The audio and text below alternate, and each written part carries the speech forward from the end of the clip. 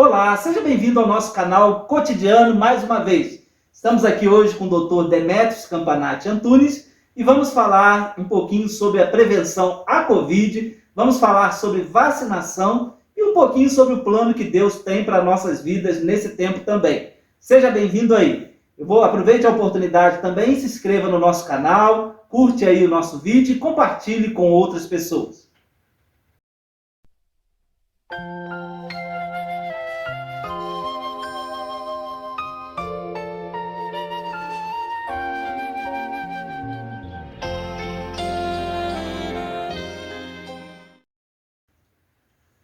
Doutor Demetrios, muito obrigado por essa rica oportunidade da gente estar podendo bater esse papo aí.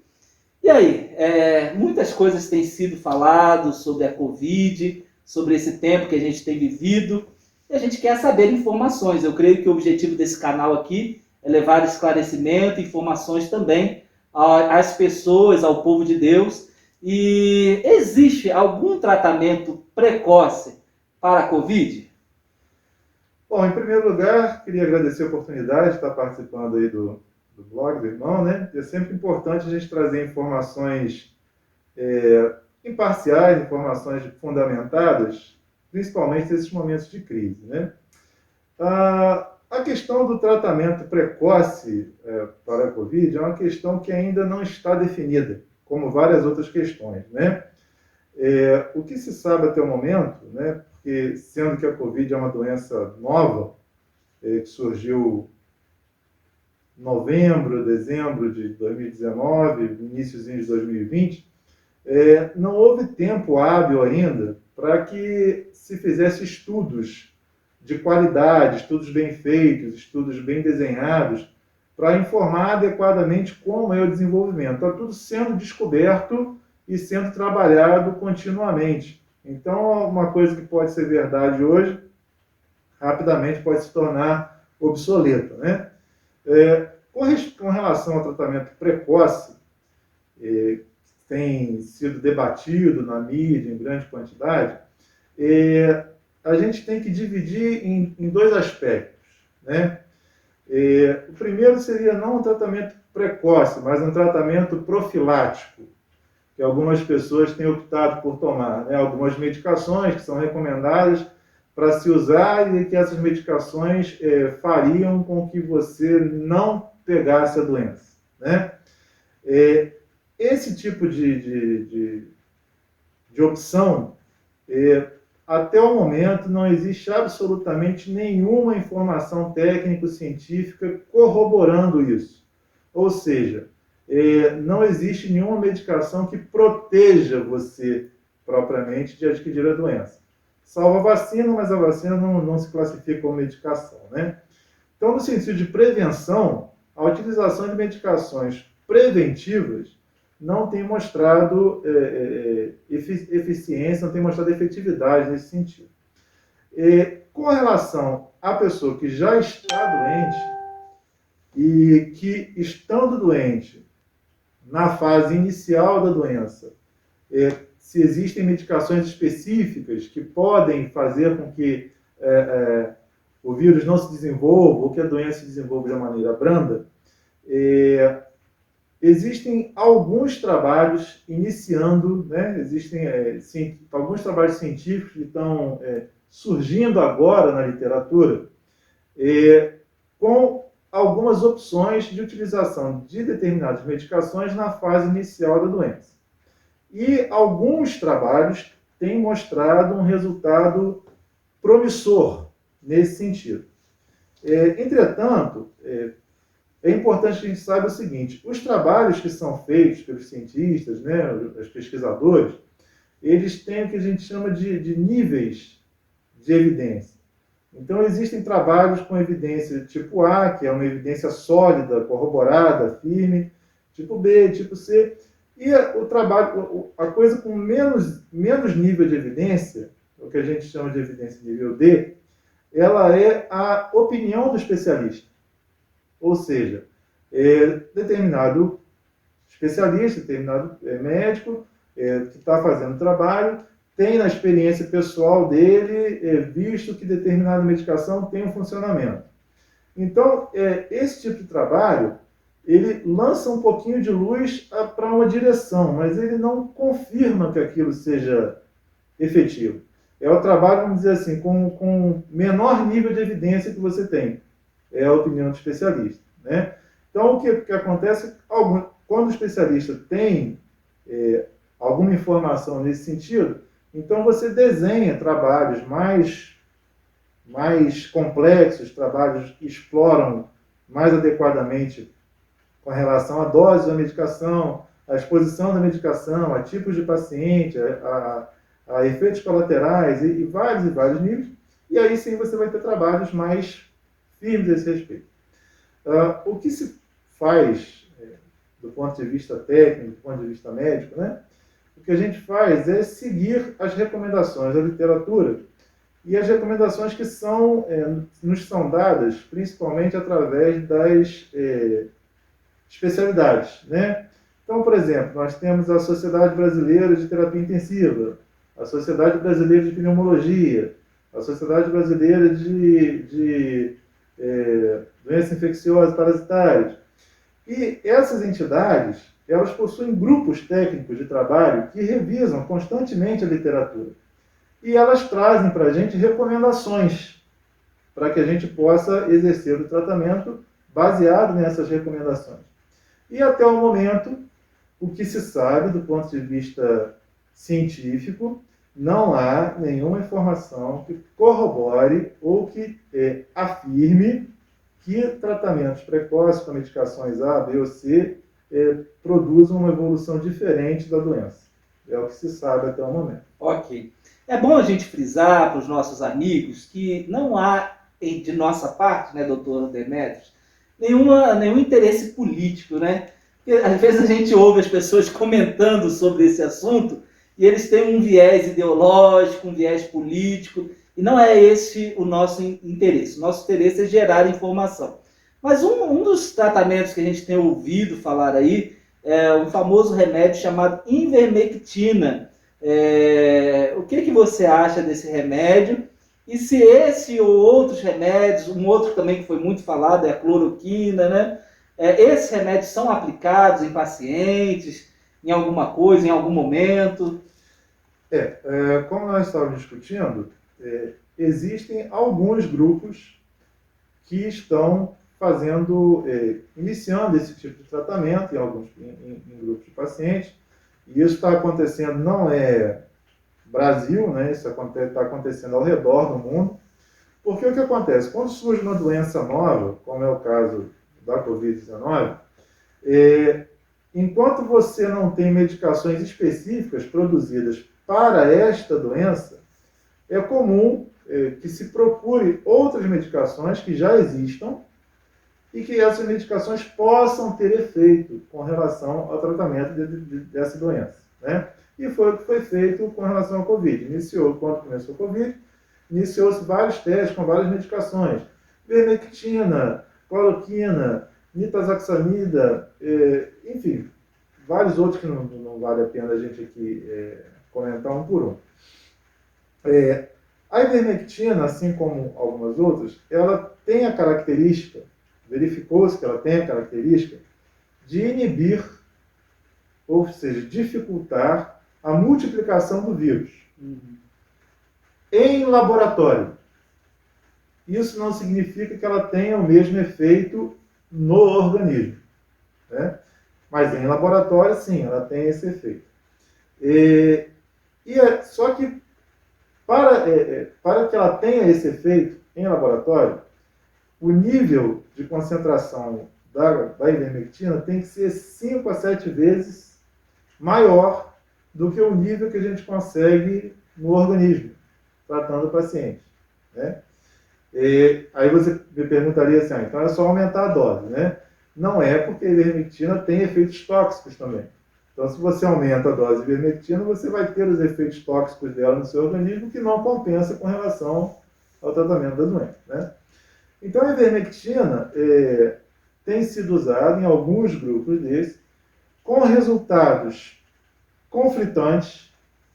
Alguns trabalhos aparecem funcionando, outros trabalhos aparecem não funcionando, Mas esses trabalhos, como nós falamos aqui, estão no nível mais baixo de classificação com relação à qualidade desse trabalho, né?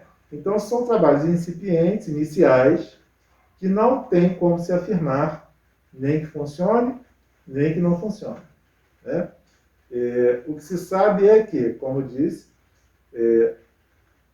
nos trabalhos até hoje publicados com um nível de evidência bom, trabalhos de boa qualidade, ainda não há informação objetiva dizendo que a ivermectina funciona. A cloroquina, ela é um pouquinho diferente. Essa doença especificamente, Covid-19, ela é uma doença que o vírus em si, por incrível que pareça, não é um vírus extremamente agressivo, no sentido de que não é o vírus que causa a maior parte dos problemas. O que acontece é que esse vírus ele causa uma reação inflamatória muito violenta no organismo. Então, a reação do corpo ao vírus é extremamente exagerada, especialmente em algumas pessoas.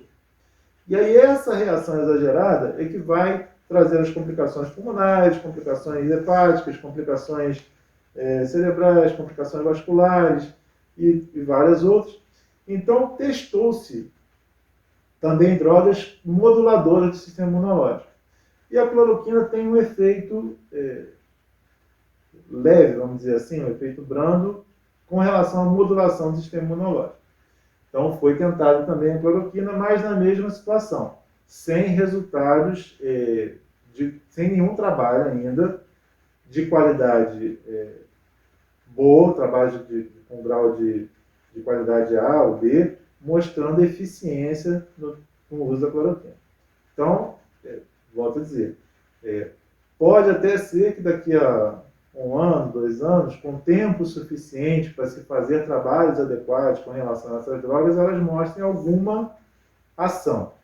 Mas, até o momento, não tem mostrado ação efetiva contra a doença. Também. As pessoas infectadas, como elas são tratadas? Qual tipo de medicação é usada? Os pacientes de Covid eles são divididos em grupos, né? E a gente tem que lembrar o seguinte, a Covid é uma doença que em 80% das pessoas vai ter sintomas brandos ou não vai ter sintoma nenhum. É uma doença que na maioria esmagadora das pessoas não tem sintoma nenhum. Em torno de 15% das pessoas que têm a Covid vão ter quadros moderados. Em torno de 5% das pessoas que têm Covid vão ter quadros graves. O que acontece é que ela é uma doença extremamente contagiosa. Então, 5% de 100 pessoas são 5 pessoas, mas 5% de 1 milhão são 50 mil pessoas, né? Então, essa capacidade que ela tem de transmissão é que causa todo esse transtorno, né? Toda essa dificuldade hospitalar, de conseguir vagas, etc. Né? Então, ela é mais mortal? Sim, ela é mais mortal, mas não é tão mais mortal assim. O que acontece é que ela é extremamente contagiosa. Né? Então, voltando à pergunta.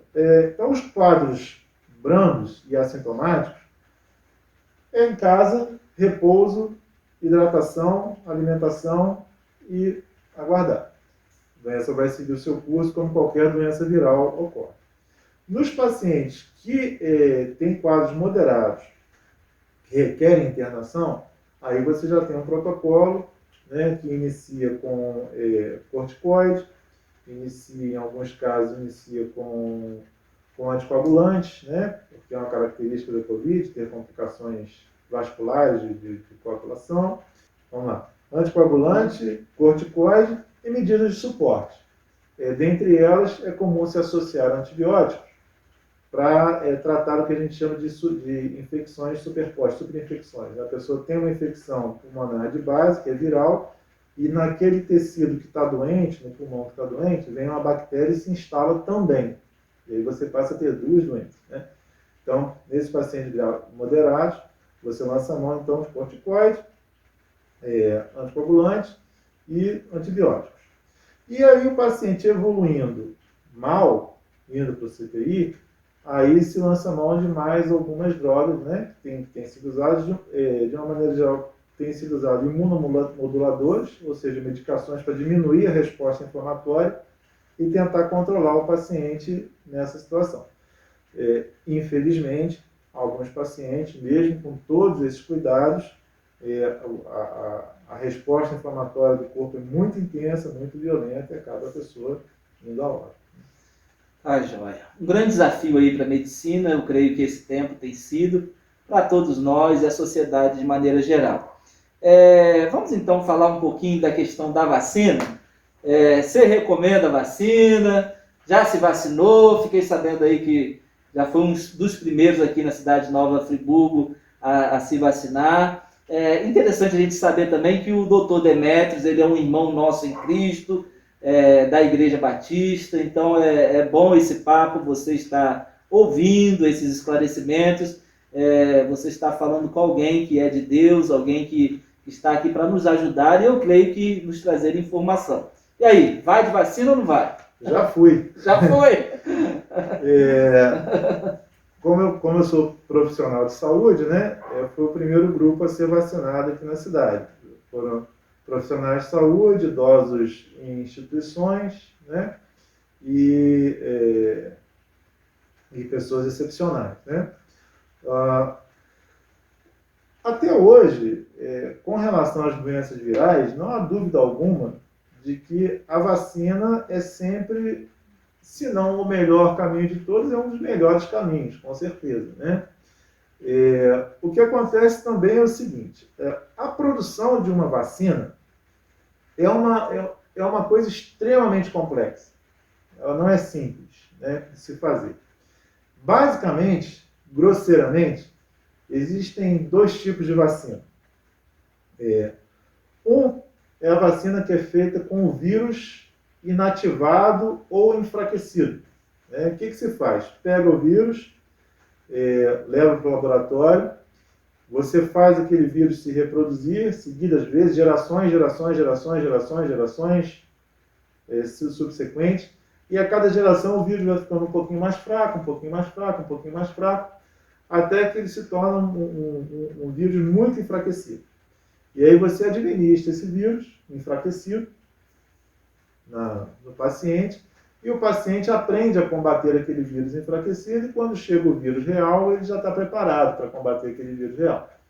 Esse foi o primeiro tipo de vacina, né, que a humanidade conheceu, que foi a vacina contra a varíola. É até uma historinha interessante, porque existia a varíola bovina e a varíola humana. E aí um médico lá da Inglaterra, ele percebeu que as pessoas que tinham pego varíola bovina não pegavam a varíola humana. Então ele ia nas vacas, colhia lá material das vacas e depois lancetava, arranhava a pele das pessoas com aquele material que era colhido das vacas. E aí a pessoa desenvolvia a varíola bovina e ficava protegida da varíola humana. Né? Daí vacina de vaca. Vacina. Tá. Daí vem a palavra. Então esse é o primeiro tipo de vacina, que é com vírus enfraquecido. O segundo tipo é um tipo um pouco mais complexo.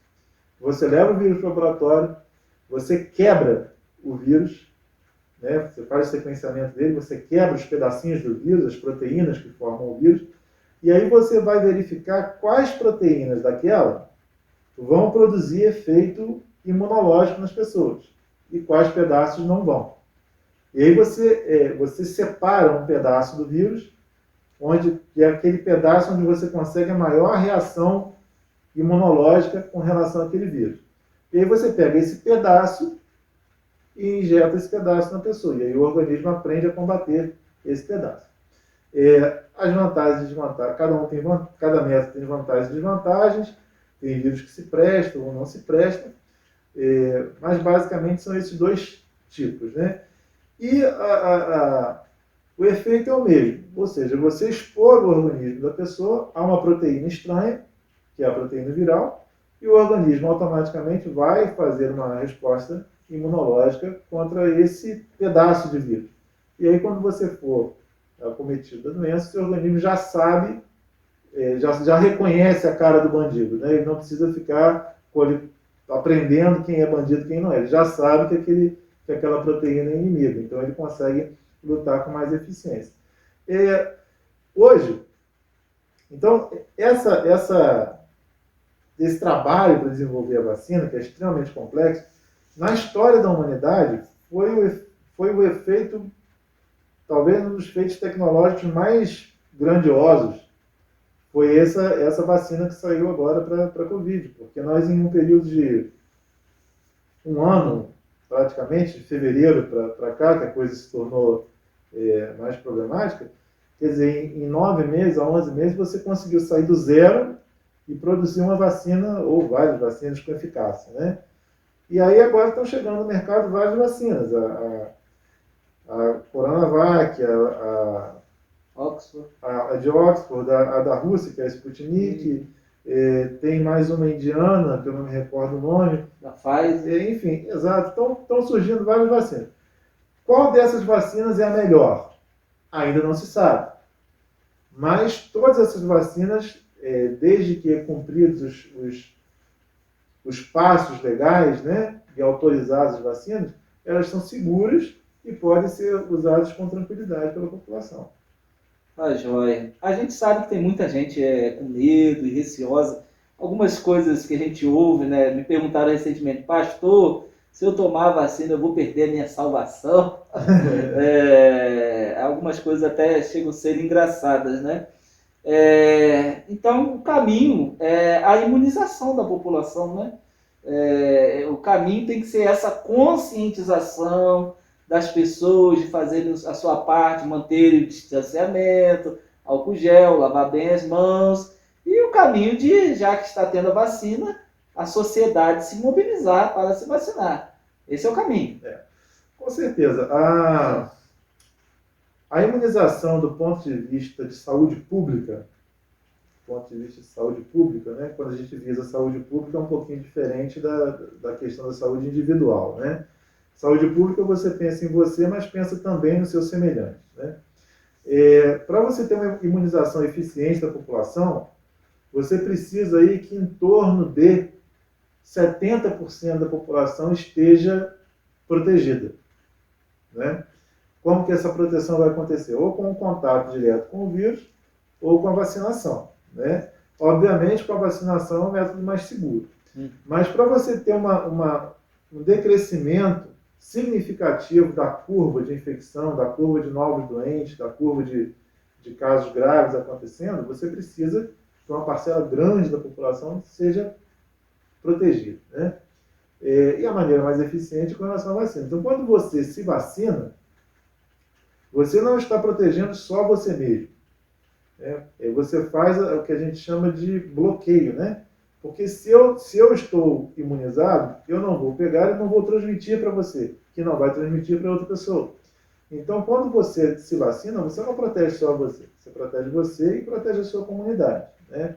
É importante salientar, porque hoje, no Brasil, nós estamos vivendo um problema, não só no Brasil também, tem outros países com o mesmo problema, que é a questão dos negacionistas, né? São pessoas que optaram por negar a ciência. E isso acontece por quê? Em boa parte, porque nós hoje vivemos uma crise de informação, né? Com a internet, todo mundo hoje tem voz, todo mundo hoje fala. E a gente tem que lembrar que nem todo mundo que fala sabe do que está falando, né? E aí hoje você vive uma crise de credibilidade. Onde existe informação com qualidade? Essa é uma questão muito difícil de ser respondida, né? Então, por exemplo, sarampo, difteria, doenças que estavam praticamente acabadas na América do Sul, a gente praticamente não tinha mais a paralisia infantil, voltamos a ter casos na América do Sul de paralisia infantil. Nós tivemos recentemente uma epidemia de sarampo no norte do país, que chegaram até aqui em Friburgo nós tivemos casos também de sarampo, rubéola, enfim, vacinas, doenças que são facilmente impedidas de se espalharem pela vacinação básica que está aí no posto de saúde o tempo todo, retornaram. Por que elas retornaram? Porque um grupo crescente de pessoas resolveu que não era seguro se vacinar, né? E aí abre essa questão. Tá joia. Essa questão da vacina, ela pode causar alguma reação à pessoa quando toma? Você teve alguma reação, já que você tomou? Tem quanto tempo que você tomou a vacina? Eu tomei a primeira dose há 20 dias e hoje eu tomei a segunda dose. Ah, tá. Você já tomou... Qual a vacina que você tomou? Eu tomei a Coronavac, a chinesa. Então, causou alguma reação em você? E ela pode causar em alguém alguma reação? Olha, eu particularmente não senti absolutamente nada, né? Essas vacinas que estão em uso, por conta de terem caminhos um pouquinho diferentes uma da outra na hora de serem produzidas, né? Como eu falei, fragmentos virais, determinados fragmentos são um pouquinho diferentes dos outros e tal, então as técnicas da vacina são um pouquinho diferentes. Algumas vacinas podem gerar, sim, reações. Quais são as reações mais comuns com relação à vacina, né? São reações relacionadas a uma hiperatividade do sistema imunológico. Então você pode ter febre, pode ter mal-estar, pode ter uma dor no corpo. Alergia, eu ouvi falar sobre isso, sim ou não? Alergia à vacina é possível por conta, não da vacina em si, mas por conta da substância que se usa para transportar a vacina, né? O líquidozinho onde vai a vacina. É possível que haja? É possível que haja, mas os casos são muito, muito, muito raros e normalmente muito brancos, né? Então, assim, efeitos colaterais severos, efeitos colaterais graves, praticamente não ocorrem, tá? Algumas vacinas, se eu não me engano, não é de Oxford, não, da Pfizer, teve alguns casos um pouquinho mais importantes que necessitaram hospitalização de alguns pacientes na Europa, mas uma quantidade bem pequena e com evolução benigna, que se resolveu. Então, assim, esses efeitos colaterais de vacinas podem acontecer, sim, mas, de uma maneira geral, são brandos e, volto a dizer, as vacinas são seguras como um todo. Eu lembro quando a gente teve filho, criança pequena, né, tomou vacina, como dava uma reaçãozinha, a gente até pagava a vacina. Quem não lembra da tríplice, né? A tríplice infantil, geralmente a criança depois ficava febril, ficava enjoada alguns dias, né? Depois melhorava. Mas todo medicamento, todo tratamento tem sempre... Eu acho que o que se tem que pensar é o seguinte, o mal-estar que a vacina pode gerar é bem mais tranquilo do que o mal-estar que o coronavírus pode gerar caso você tenha coronavírus. Chegando à morte, né? Exato. Exatamente. Muito bem. Eu acho que a gente já avançou bem. Eu não sei se você tem alguma coisa para falar. Só uma coisinha que eu queria perguntar é sobre a questão das sequelas para quem já teve a Covid, né? Eu ouvi falar sobre a fibrose pulmonar. Uma pessoa que já teve a Covid, é importante ela procurar um pneumatologista, um profissional nessa área. Você tocou num ponto importante. A Covid, ela é uma doença, como eu disse aqui, que em algumas pessoas ela é muito agressiva, justamente por conta dessa resposta imunológica extremamente aumentada nessas pessoas, né? Então, assim, a complicação mais comum da Covid é justamente a questão respiratória, né? Ela acomete o pulmão, ela agride o pulmão, ela faz uma pneumonia viral, é um quadro de pneumonia causado por um vírus. Então, é uma pneumonia viral, e quando você tem um quadro de pneumonia, uma infecção pulmonar, ali o seu pulmão, além daquela área não funcionar direito, porque está inflamada, né? Está inchada, está hiperemiada, ela se torna mais frágil e mais fácil de ser infectada por bactérias, que nós normalmente já temos. Então, às vezes, a pessoa fala assim, ele teve Covid e pegou a infecção hospitalar, né? Não é bem isso. Ele estava com Covid, o pulmão já estava doente, facilitado, portanto, para adquirir uma outra infecção. Então, paciente que tem essas sequelas pulmonares, esse agravamento pulmonar, em alguns desses pacientes, o pulmão, ao melhorar, como todo órgão da gente, quando você se machuca, o que acontece? Você cicatriza, né? E a cicatriz pulmonar ela vai funcionar justamente com relação à fibrose. Então, é comum nos pacientes que têm a pneumonia mais extensa, você ter segmentos de fibrose pulmonar, de uma cicatriz pulmonar, né? E essa cicatriz pode, sim, trazer algumas dificuldades a médio e longo prazo. Que aquele pulmão ali que está retraído, ele acumula mais secreção e ele se torna mais frágil, mais fácil de ficar doente. Então, assim, tem sido preconizado para esses pacientes, quando tem alta, né, fazer a fisioterapia respiratória, né, procurar um fisioterapeuta, procurar acompanhamento pneumológico, lógico, sempre possível, né? A gente sabe que no Brasil nem sempre isso é fácil, mas o ideal é sim você manter um acompanhamento no pós, e especialmente com relação à fisioterapia, para fazer fisioterapia respiratória, motor, e melhorar assim a capacidade pulmonar. Alguns outros pacientes até deu no Fantástico recentemente, com relação à síndrome pós-Covid, né?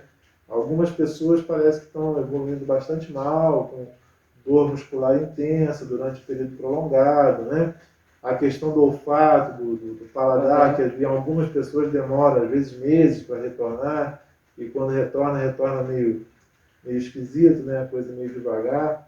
Então, assim, infelizmente a gente não tem muita informação ainda, porque tudo é muito recente ainda, né? Do ponto de vista científico, provavelmente daqui a uns 2 ou 3 anos é que nós vamos começar a ter informações científicas mais relevantes, trabalhos mais relevantes saindo, e aí sim a gente vai ter mais firmeza no Aí trabalho. alguém vai aparecer dizendo assim, eu que estava certo. E quem estava errado vai sumir. Né? Quem estava errado vai sumir. No final vai estar todo mundo certo. Né? Tá jóia. Eu acho que nós estamos avançando nesse tema. Eu creio que nossos amigos que fazem parte aí desse canal, estão assistindo esse vídeo, nossos irmãos em Cristo, é um tempo da gente rogar a Deus por paz. Escrevendo a sua carta, a carta de 3 João, o apóstolo João fala ao amigo Gaio que ele deseja que a saúde dele vá bem, assim como vai bem a alma. E o nosso desejo é que a saúde dos nossos amigos vá bem também. Nosso desejo é que a nossa saúde vá bem. Nós somos gratos aos profissionais de saúde, porque vocês estão aí na linha de frente, correndo risco, e muitas pessoas têm sido salvas graças a esses heróis. Eu creio que nós, como igreja, temos muito a agradecer a vocês. Não sei se há alguma consideração que você gostaria de fazer nesse tempo, com relação mesmo à prevenção, com relação à questão da vacina, alguma coisa que a gente poderia acrescentar para o nosso esclarecimento? Eu acho que uma consideração importante é que a gente percebe que muitas pessoas têm muita dificuldade de fazer as coisas fáceis, né? Porque usar máscara é fácil, você lavar as mãos é fácil, você evitar contato físico próximo é fácil, né? Difícil é você conseguir oxigênio, como está acontecendo lá em Manaus. Difícil é você conseguir leito de CTI. Difícil é você conseguir esse tipo de coisa, né? E aí a gente percebe que em meio à população existem, lógico, aquelas pessoas que se cuidam, que se preocupam consigo e com o próximo, mas existe uma parcela muito grande que está muito relaxada, né? Eu tenho falado em casa e já há bastante tempo com as pessoas mais íntimas, né, que a gente não precisa ficar neurótico, como se o risco de morte estivesse ao lado da gente o tempo todo. Não é isso. Mas se você fizer os cuidados básicos, né, se você proteger, se você lavar a sua mão, se você evitar tocar em locais desnecessários, se você mantiver um distanciamento social, não precisa nem ser isolamento, pode ser um distanciamento, né? Manter a distância das pessoas. evitar, nesse momento, pelo menos, evitar grandes aglomerações. Algumas pessoas vou só comemorar o aniversário da minha avó. Aí vai 20 pessoas para a casa da avó. Daí uma semana está a avó com Covid internada no hospital, né? Então, assim, são questões de bom senso, né? Não são coisas difíceis de serem feitas. E às vezes a gente se preocupa muito com o difícil e o fácil não é feito, né? Então, eu acho que o foco seria isso daí, as pessoas se concentrarem no que é fácil de fazer. Amém. Meu amigo, obrigado aí por esse tempo aí da gente estar juntos, que Deus recompense aí, que Deus abençoe, leve um abraço aí para os seus profissionais de saúde, fala que a Igreja de Jesus está orando por vocês nesse tempo, lá na Igreja Batista Água Viva, da qual sou pastor. Nós temos encontros de oração pelo WhatsApp, né? Para aproveitarmos esse tempo de uma outra forma, de segunda a sexta, e a gente sempre lembra desse tema aí, é um tema que a gente sempre tem orado, pedindo a Deus que nos abençoe. Meu amigo aqui do canal, meu desejo é que você possa curtir esse vídeo. Se você ainda não se inscreveu no canal, se inscreva, acione as notificações aí no sininho para receber as mensagens e fique ligado aí conosco. Que Deus abençoe a sua vida grandemente. Um abraço a todos.